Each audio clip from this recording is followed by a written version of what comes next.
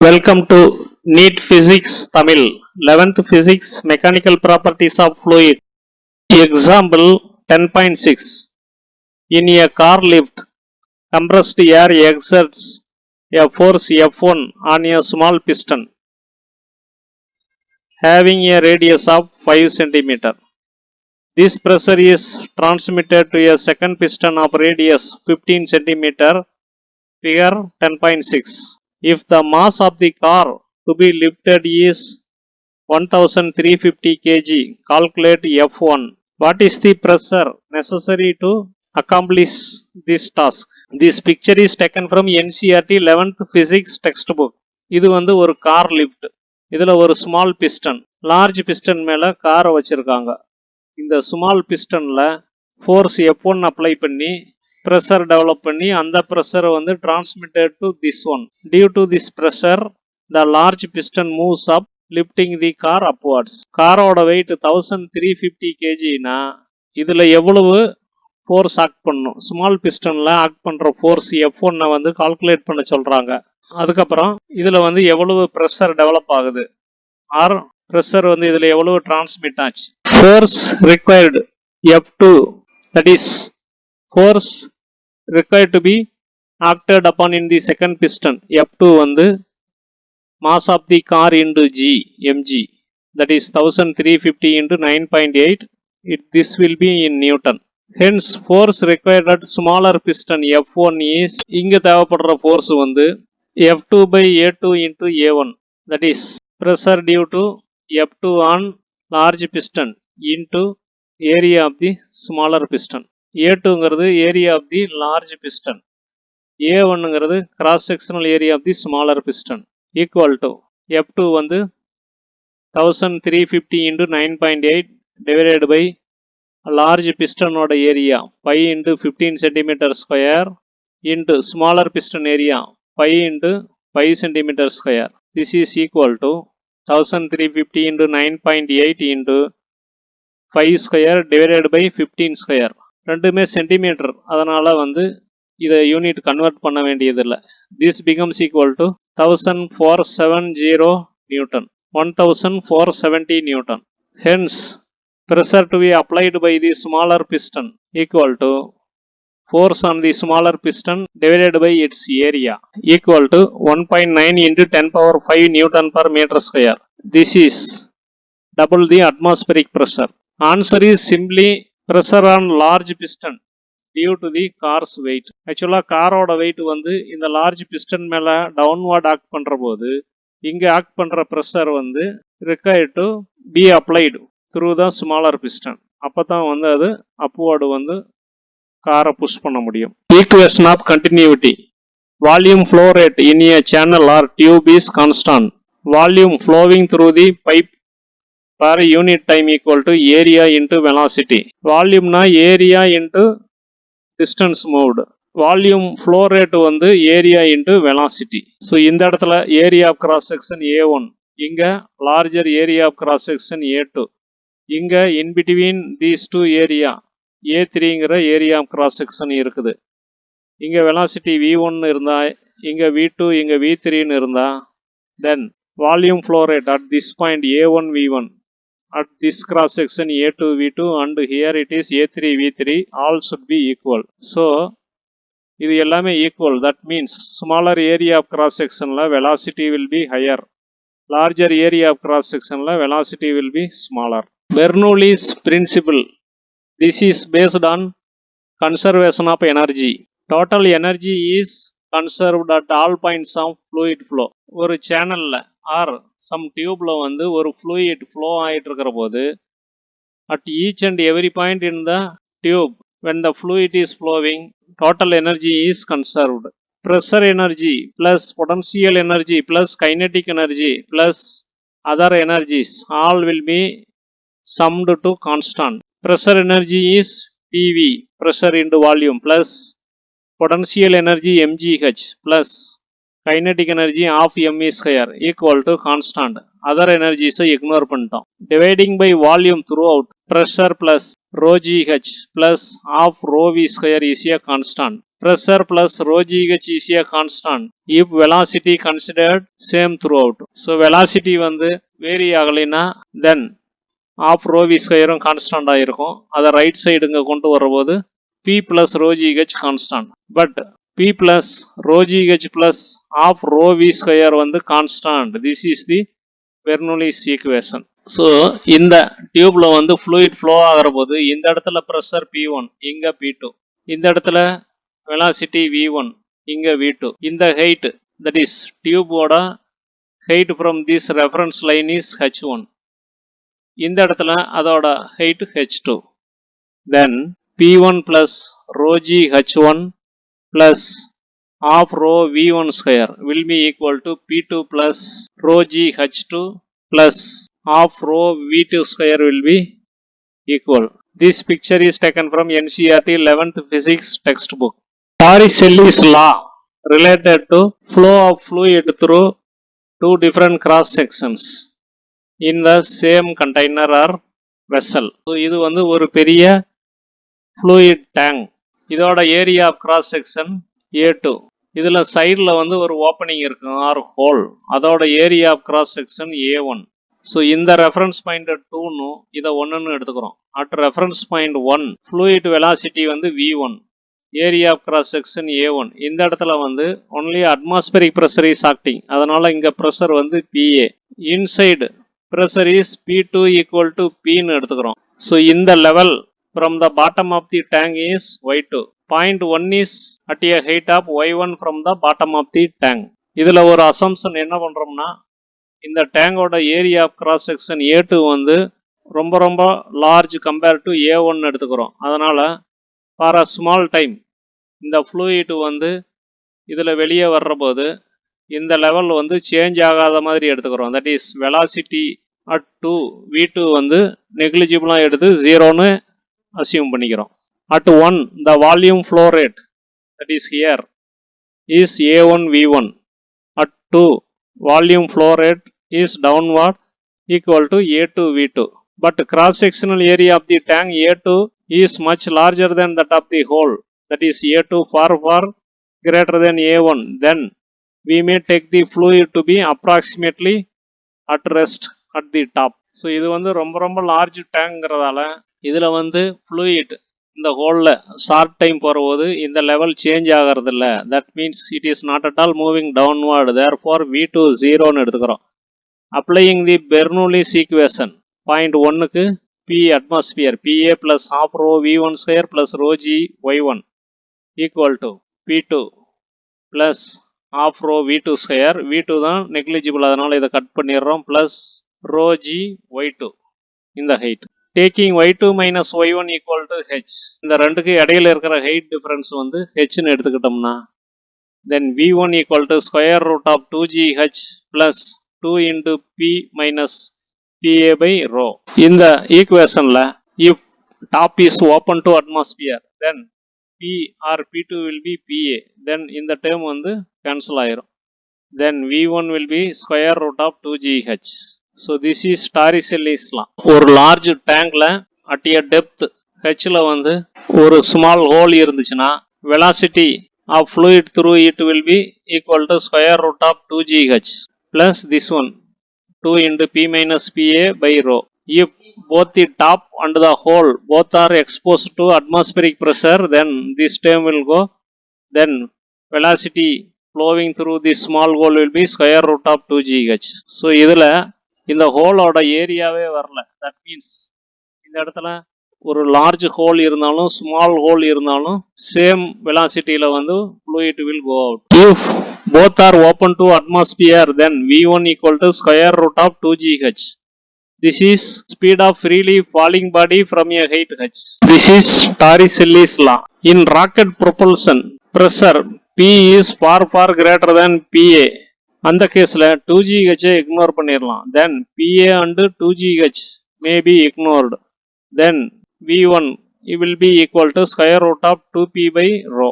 That is rocket propulsionல this P is very large compared to PA and also compared to 2GH. அதனால இதை ignore பண்ணிடலாம், PA வை ignore பண்ணிடலாம். then we will get V1 equal to square root of 2p by rho. That is this. Venturi meter, that is a tube with a wide neck and a narrow neck. இதில் வந்து fluid என்ன வெலாசிட்டியில் enter ஆகுதுங்கிறத measure பண்ணுறதுக்கு இந்த venturi metre use பண்ணுறோம். This is fitted with A U-tube manometer with some fluids. It starts at the wide neck and ends at the narrow neck.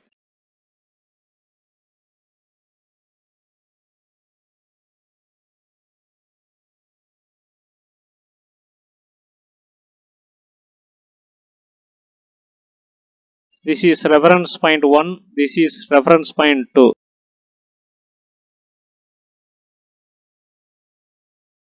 And the height levels of points 1 and 2 are at the same level. That is, in the wide neckல center point இதுவும் narrow neckல center point இங்கேயும் at the same height. அதனால potential energy will not come in the Bernoulli's equation for this fluid in this Venturi meter. Then at 1 P1 plus half rho V1 square will be equal to at this point P2 plus half rho V2 square. இந்த இடத்துல velocity V2 higher than V1. அதனால இங்க pressure குறைவாக இருக்கும், இங்க pressure அதிகமாக இருக்கும். Then by equation of continuity V2 will be V1 into this A by this small a, area of this cross section. Therefore this becomes P1 plus half rho V1 square equal to P2 plus half rho V1 square into A by A whole square. So this follows from equation of continuity. That is, equation of continuity படி capital A into V1 will be equal to small a into V2, or V2 will be capital A by small a into V1. அதை தான் இங்க apply பண்ணியிருக்கோம். இங்க வந்து P1 higher pressure, இங்க P2 lower pressure. Therefore P2 வை left கொண்டு வந்தா P1 minus P2 equal to half rho V1 square into within bracket capital A by small a whole square minus 1. This pressure difference causes the manometer U-tube liquid to rise up at point 2. So இந்த point 2 sideல manometer liquid வந்து upward move ஆகும் due to pressure difference between these 2 points, causing a rise of H in its levels in the U-tube. So U-tubeல இருக்கிற அந்த manometer fluid ஓட levels வந்து differ by a height H. That is, இந்த லெவலை பொறுத்து இந்த level வந்து ரைஸ் ஆகிருக்குது. Therefore P1 minus P2 equal to this H causing a pressure rho m GH. Rho m ங்கிறது density of the manometer fluid. G is acceleration due to gravity, and this should be equal to this. Here rho m is the density of the manometer liquid and rho is the density of the fluid through the Venturi meter. இதுக்குள்ள flow ஆகிற fluid ஓட density rho. Speed of fluid at wide neck or entry point 1. இந்த Venturi meter ஓட purpose to measure the velocity of fluid through this wide neck. Therefore speed of fluid at the wide neck, that is at entry point 1, is V1 equal to square root of 2 rho m GH by rho into A by A whole square minus 1 whole to the power minus 1 by 2. Please note this sign, this is minus 1 by 2, or V1 is proportional to root of H. So இதில் H தவிர மீதி எல்லாம் known values. rho m இந்த லிக்விட்டுக்கு தெரியும், rho இதுக்குள்ள போகிற ஃப்ளூயிட்டோட density capital A measure பண்ணிடலாம், ஸ்மால் ஏ மெஷர் பண்ணிடலாம், ஜி தெரியும், ஹெச் மட்டும் தெரியாது. So alpha will be some constant into root of H. So இந்த ஸ்பீடு மாறுற போது இந்த ஹைட் டிஃப்ரென்ஸ் வேரி ஆகும். ஸோ அந்த ஹைட் டிஃப்ரென்ஸ் யூஸ் பண்ணி இங்கே வந்து என்ன ஸ்பீடில் என்டர் ஆகுதுன்னு கால்குலேட் பண்ணிடலாம். Calculation of blood velocity. The flow of blood in a large artery of an anesthetized dog is diverted through a Venturi meter. ஒரு மயக்கப்படுத்தப்பட்ட ஒரு நாயோட லார்ஜ் ஆர்டரியில் இருக்கிற பிளட்டை வந்து ஒரு வெஞ்சூரி மீட்டர் வழியாக டைவர்ட் பண்ணுறாங்க. வெஞ்சூரி மீட்டருக்கு ஒரு வைடர் பார்ட் இருக்குது, ஒரு நேரோயர் பார்ட் இருக்குது. அந்த வைடர் பார்ட்டோட cross sectional area is same as the cross sectional area of the large artery and that is equal to 8 mm square. Narrower part of the venturimeter வந்து having an area 4 mm square. Pressure drop in the artery is 24 Pascal.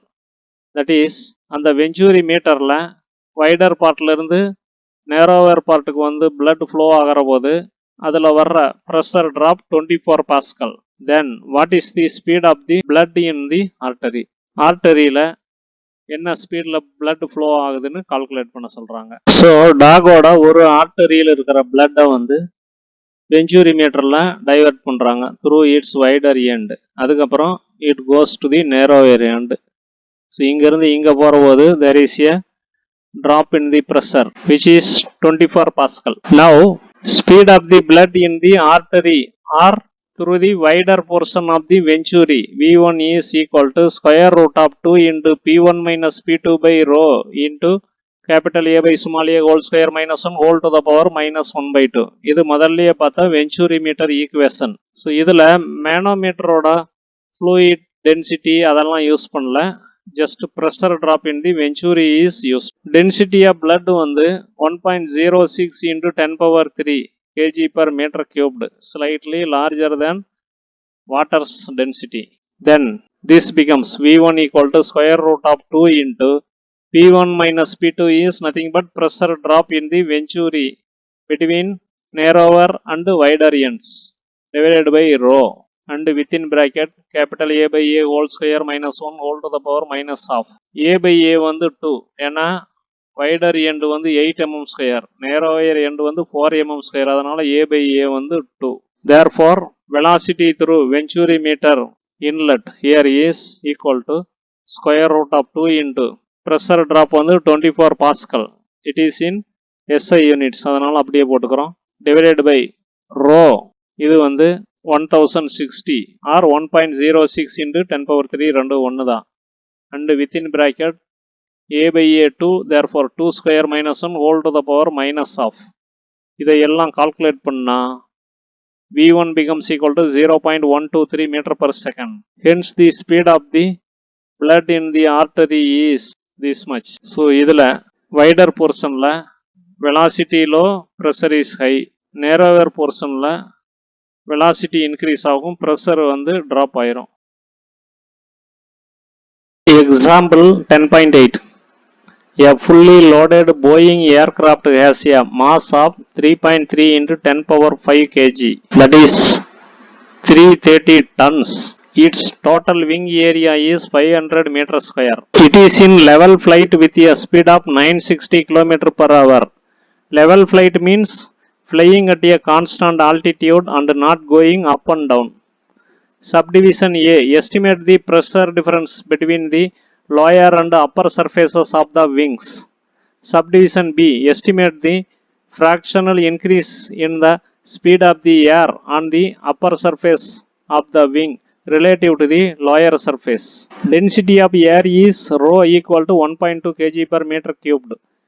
This is application of fluid flow and Bernoulli's equation to flight motion. The fluid here is air.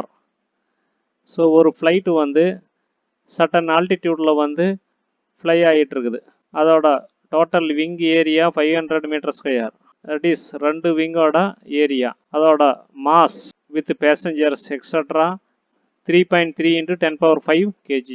இது வந்து ஒரு constant speed of 960 km per hourல level ஃப்ளைட்டில் இருக்குது, that is up and down போகாமல் horizontally flying. இந்த மாதிரி இருக்கிறதுக்கு அந்த விங்ஸோட டாப் அண்ட் பாட்டம் போர்ஷனுக்கு இடையில இருக்கிற ப்ரெஷர் டிஃப்ரென்ஸ் எவ்வளவு? அந்த மாதிரி ப்ரெஷர் டிஃப்ரென்ஸ் இருந்தால் தான் அந்த வெயிட்டை பேலன்ஸ் பண்ணி அது வந்து லெவல் ஃப்ளைட்டில் இருக்க முடியும்.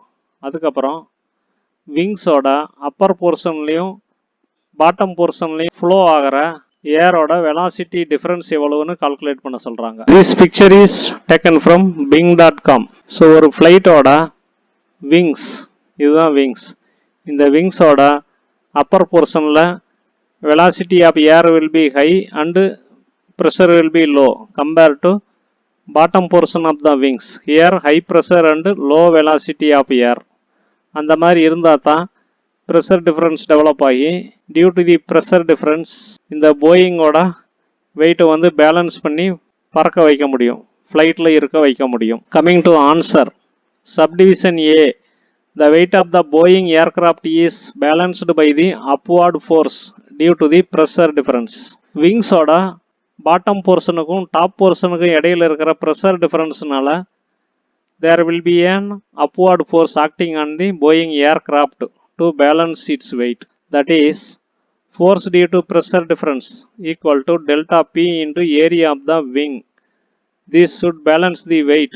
Therefore, delta P into 500, this is area of the wings, should be equal to weight due to Boeing's mass 3.3 into 10 power 5, this is kg into 9.8, this is g. Therefore, delta P is 6.5 into 10 power 3 Newton per meter square. This is the answer.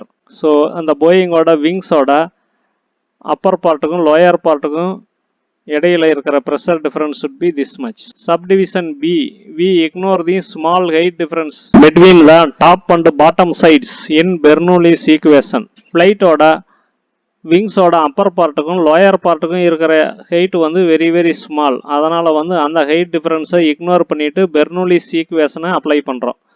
The pressure difference between them is then calculated below. Now, using Bernoulli's equation, P1 plus half rho V1 square plus rho G H1, இது வந்து ஏர்கிராஃப்டோட bottom part or விங்ஸோட bottom part equal to P2 plus half into rho V2 square plus rho G H2. இது upper part, P2 is lower, இது bottom part, P1 is higher. Then height difference ignore பண்ண சொல்லிட்டாங்க, அதனால this H terms will be ignored, cut பண்ணிட்டோம். Therefore, P1 plus half rho V1 square equal to P2 plus half rho V2 square. P2 இங்க வந்துச்சுன்னா pressure difference, P1 minus P2 equal to half rho into V2 square minus V1 square equal to half rho into V1 plus V2 into V1 minus V2.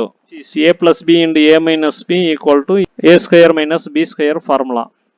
Or V2 minus V1 equal to 2 delta P divided by rho into V2 plus V1. Taking the average speed V1 plus V2 by 2 equal to 960 km per hour.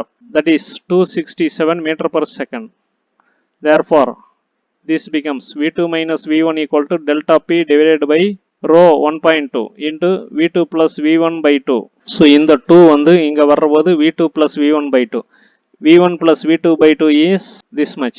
Therefore, this becomes equal to delta P 6.5 into 10 power 3 divided by 1.2 into 267 equal to 20.3 meter per second. About 8% of the average speed only the difference between the velocities of the top and bottom parts of the flight.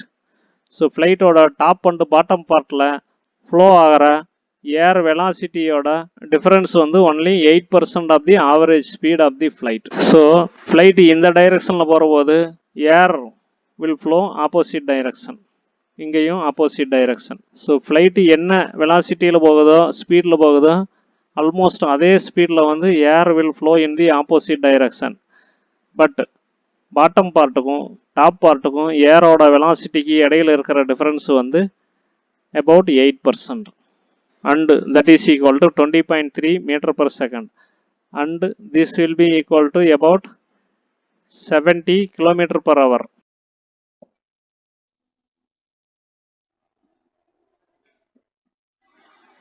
Thanks for watching. Please subscribe and get more videos. Face the NEET physics exam confidently without fear.